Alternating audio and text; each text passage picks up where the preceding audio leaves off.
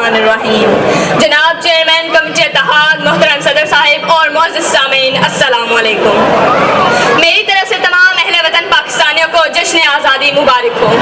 آج مجھے جس موضوع پر تقریر کرنے کا موقع مل رہا ہے اس کا عنوان ہے جشن آزادی پاکستان.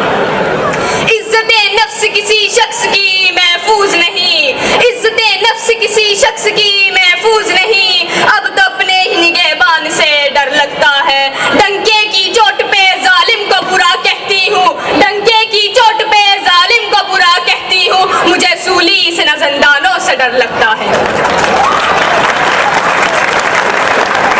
تاریخ انسانی کا مطالعہ کرنے سے ایک بنیادی بات سامنے آتی ہے کہ انسان کی پوری زندگی آزادی حاصل کرنے یا اس کے برقرار رکھنے کے گرد گھومتی ہے. سقراط, ارسطو, افلاطون, ٹیپو سلطان, علامہ اقبال, قائد اعظم, یہ تمام اس کہانی کے کردار ہیں اور یہ آزادی حاصل کرنے کے لیے ہمارے بزرگوں نے بہت سی قربانیاں دی ہیں. علامہ اقبال نے اسلامی فلاحی ریاست کا تصور پیش کیا اور اس بات کی تشریح کی کہ اسلام اسلامی مساوات اور سماجی انصاف کا علم بردار ہے. اصل میں اللہ تعالیٰ کی کتاب اور حضور پاک صلی اللہ علیہ وآلہ وسلم کے عمل یعنی قرآن اور سنت ہے. اور بلاخر قائد اعظم کی قیادت میں 14 اگست 1947 27 رمضان المبارک کو پاکستان بنا اور ہم آزاد ہوئے. پاکستان کی 68 سالہ تاریخ کا جائزہ لیا جائے تو معلوم ہوگا کہ پیدائش سے لے کر اب تک پاکستان نے کتنی تکلیفیں سہی ہیں کہ شاید ایسا کوئی اور ملک ہو. لفظ آزاد آزادی سے لیا گیا ہے. آزادی پرسکون زندگی کو کہتے ہیں یا اختیار کو کہتے ہیں, لیکن میں یہ سمجھتی ہوں کہ آزادی کے احساس کو کہتے ہیں. جس قوم کا ضمیر اور احساس زندہ ہوتا ہے وہ آزاد رہنا اور آزاد مرنا چاہتی ہے, اور جس قوم کا احساس مر جائے وہ وقت سے پہلے ہی مر جاتی ہے. جو چراغ ہم نے جلائے تھے نہ بجھا سکی انہیں آندھیاں, جو چراغ ہم نے جلائے تھے نہ بجھا سکی انہیں آندھیاں, جو لو ذرا سی کم ہوئی تو لہو سے اپنے جلا دیے. ہم علامت یکجہتی, ہم نشان اتحاد, ہم بن قاسم کی پکار, ہم خالد کی للکار, ہم ٹیپو کی تلوار, ہم قائد کا فرمان, اقبال کے خواب اور خوابوں کو کبھی قید نہیں کیا جا سکتا. میرے پیارے وطن کو کس کی نظر لگ گئی, ہم اور سکون کی جگہ دہشت گردی نے لے لی ہے.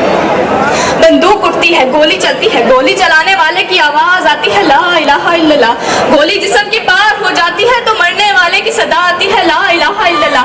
جب قاتل بھی مسلمان مقتول بھی مسلمان, جب قاتل کبھی وہی کعبہ جو مقتول کا کعبہ, جب قاتل کبھی وہی نعرہ جو مقتول کا نعرہ, جب قاتل کبھی وہی رب جو مقتول کا رب, جب قاتل کہلائے غازی مقتول کہلائے شہید, تو پھر میرا جلتا نشیمن یہ سوال کرتا ہے گریبان میں جھانکے تحریف کار کون, اس قوم کے سکھ ڈاکٹر عبدالقدیر کو پس زندان میں ڈالنے والے کون, اس شاہشانے کو 2 حصوں میں بانٹنے والے کون, لال مسجد کے طرح دیوار کو خون سے نہلانے والے کون, قوم کے سپورٹ ڈاکٹر عبدالقدیر کو پس زندان میں ڈالنے والے کون, گریبان میں جھانکے تحریف کار کون.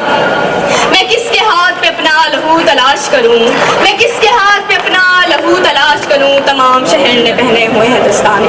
کرپشن کا زہر عوام کی رگوں میں اتار دیا گیا ہے. پاکستان تو پاکستان دیارے غیر میں بھی عوام کے ساتھ یہی سلوک کیا جاتا ہے. ہمارا جرنیل طاقت کا, سیاستدان اقتدار کا, حکمران کرسی کا اور عام آدمی ذاتی مفاد کا پابند ہے. ہمارا ہر کام رشوت اور سفارش سے کیا جاتا ہے. کیا قائد کا پاکستان آج کا پاکستان ہے؟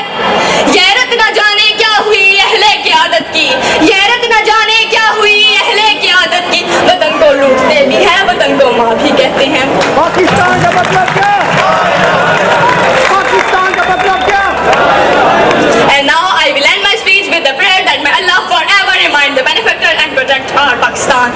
God bless our sacred land, God bless our Pakistan. اس پرچم کے سائے تلے ہم ایک ہیں, ہم ایک ہیں. اس پرچم کے سائے تلے ہم ایک ہیں, ہم ایک ہیں. سانجھی اپنی خوشیاں اور غم ایک ہے, ہم